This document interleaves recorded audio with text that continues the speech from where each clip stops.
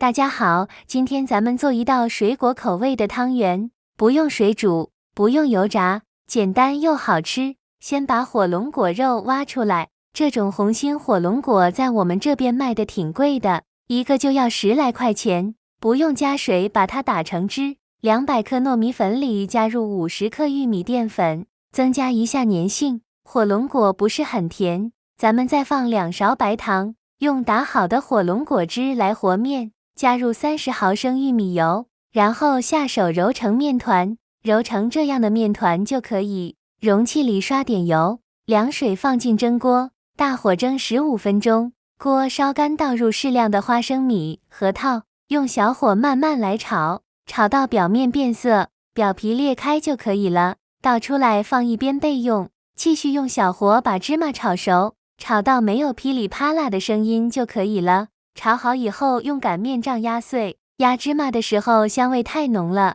去皮的花生和核桃放一个干净的塑料袋里，用擀面杖压碎，不需要压得太碎，带一些颗粒感，吃起来口感更好。馅料里放2勺蜂蜜，然后搅拌均匀。蒸好的面团拿出来放凉，这是已经放凉的糯米团，按着很有弹性。案板上撒一点炒熟的糯米粉。放凉后的面团把它揉匀，这样待会操作的时候防止粘连。揉匀以后搓成长条，切成大小均匀的剂子。先把剂子搓成圆球，用手把它捏成包子皮的形状，放上馅料，像包包子一样收口，最后再整理成圆球就可以了。汤圆表面沾点凉开水，再裹上一层椰蓉粉，这样火龙果汤圆就做好了，上桌就可以开动啦。吃起来外皮非常 Q 弹，薄皮大馅，喜欢的朋友可以试一下。谢谢大家。